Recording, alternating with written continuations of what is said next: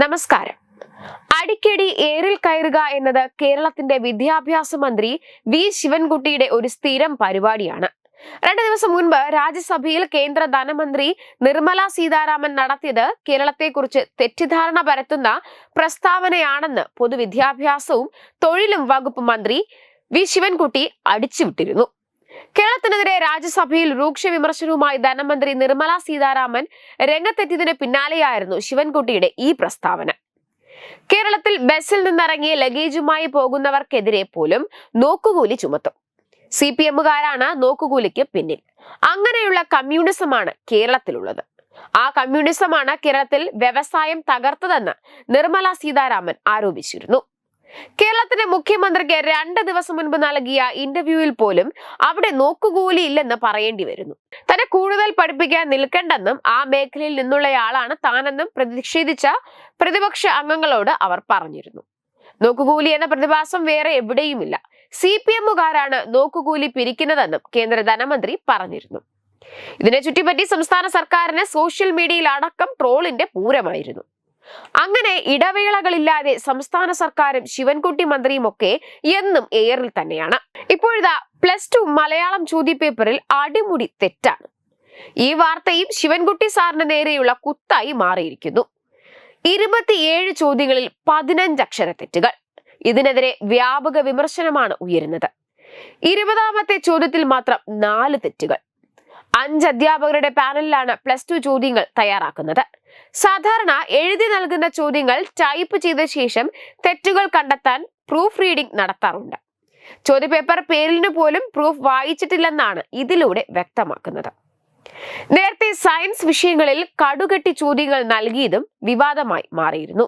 മാൻഡ്രിഡിലേക്ക് താസമം മാറ്റിയത് നീലകണു ശൈലം, കൊല്ലുന്നതിനെ കോളും മാന്ത്രിക ഭോവനയിൽ കൂടി അവതരിപ്പിച്ചിരിക്കുന്നോ സൃഷ്ടിക്കുന്നുണ്ടോ, പുലിക്കോട്ടിൽ ഹൈദർ, ലോകമെന്നോക്, പ്രകൃതിയെക്കുറിച്ചുള്ള അധിനയം, ഇതൊക്കെയാണ് ചോദ്യപേപ്പറിലുണ്ടായ തെറ്റുകൾ. ഇത് സംബന്ധിച്ച് നിരവധി ട്രോളുകൾ ഇതിനോടകം തന്നെ ഇറങ്ങിയിട്ടുമുണ്ട്. ഇതുകൂടാതെ കവിതാഭാഗം വായിച്ച് ഉത്തരം എഴുതാനുള്ള ഭാഗത്ത് ONV കവിതയിൽ മാത്രം 3 തെറ്റുകൾ. വലിപ്പത്തിൽ കാരോർക്കും സ്വപ്നങ്ങൾ ഉൾക്കളങ്കങ്ങൾ. എന്തായാലും ഇതൊക്കെ ഇങ്ങനെയാക്കാൻ വിദ്യാഭ്യാസ മന്ത്രി ശിവൻകുട്ടിക്ക് മാത്രമേ കഴിയൂ എന്ന തരത്തിലൊക്കെയാണ് അധിക്ഷേപങ്ങൾ ഇപ്പോൾ ഉയരുന്നത്. മന്ത്രിയെ തന്നെ പറയാൻ അത്ര നല്ലതല്ലാത്തൊരു ഭൂതകാലം ശിവൻകുട്ടിക്ക് ഉണ്ട്. മുൻപ് ഒരു പരീക്ഷാ കാലത്ത് വിദ്യാഭ്യാസ മന്ത്രിയുടെ വിദ്യാഭ്യാസ യോഗ്യത ജനങ്ങൾക്ക് മനസ്സിലായതാണ്. അന്ന് പരീക്ഷാ നടത്തിപ്പ് അറിയിപ്പിൽ ശിവൻകുട്ടി 4,27,105 എന്ന് പറയാനായി തപ്പിത്തടയുന്നതും ഒടുവിൽ അത് പറയുന്നതുമൊക്കെ നമ്മൾ കണ്ടതാണ്. ഈ സംഭവം നടക്കുന്നതിന് മുൻപത്തെ വർഷവും ഇതേപോലെ തന്നെ SSLC പരീക്ഷയുമായി ബന്ധപ്പെട്ട് ശിവൻകുട്ടി എയറിലായിരുന്നു.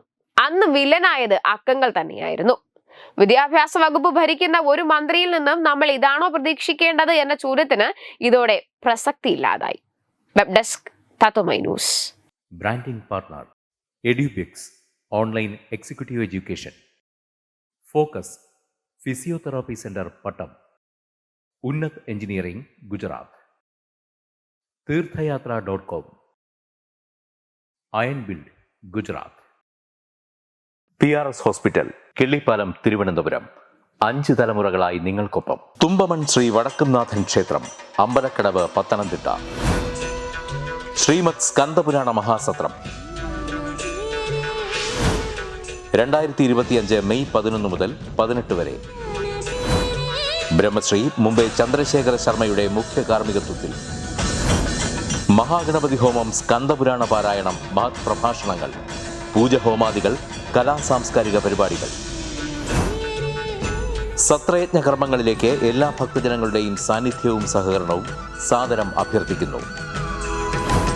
മഹാസത്രവേദിയിൽ മെയ് 18 പഴനി അരുൾമിക ദണ്ഡായുധപാണി സ്വാമി ദേവസ്ഥാന അർച്ചക സ്ഥാനികർ ശ്രീസെൽവ സുബ്രഹ്മണ്യ ശിവശാരിയാരുടെ മുഖ്യ കാർമ്മികത്വത്തിൽ നടക്കുന്ന അതിശ്രേഷ്ഠവും സർവൈശ്വര്യദായകവുമായ സ്കന്ദഹോമം. സ്കന്ദമഹാപുരാണ സത്രത്തിന്റെ ആദിമധ്യാന്തമുള്ള സമ്പൂർണ്ണ തത്സമയ കാഴ്ച തത്വമയി നെറ്റ്വർക്കിൽ.